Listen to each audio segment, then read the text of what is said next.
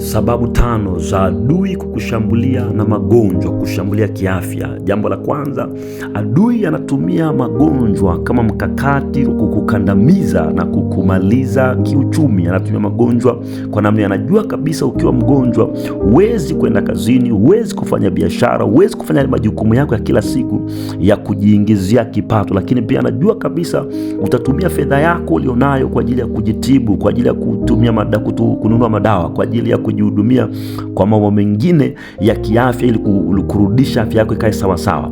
Lakini jambo la pili, adui anatumia magonjwa kama mkakati wa kukusogeza kwenye lango la mauti. Magonjwa sio jambo tu la kawaida la kibiolojia, lakini adui anaweza kuitumia kama silaha na kama kamba ya kukuvuta karibu sana kwenye lango la mauti. Lakini jambo la tatu, adui anatumia magonjwa kama mkakati pia wa kukukwamisha na kukurudisha nyuma kiroho.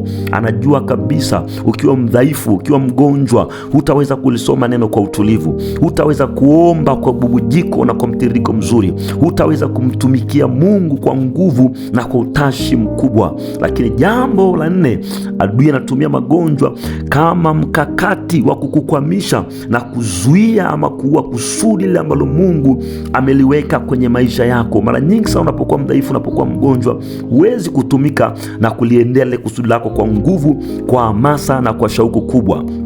Lakini jambo la 5, adui anatumia magonjwa kama mkakati wa kukufanya uwe mzigo kwa watu wengine na kuua thamani yako. Kwa hiyo adui atatumia magonjwa haya akijua kabisa hutaweza kwenda kazini kujipata vipato, hutaweza kwenda kwenye biashara, hutaweza kufanya ile majukumu yako mengine. Matokeo yake ni kwamba itabidi watu wengine watoe fedha zao wakuhudumie wewe, na pia kingine utashindwa pia kujihudumia katika ile mahitaji yako ya kawaida ya kimwili.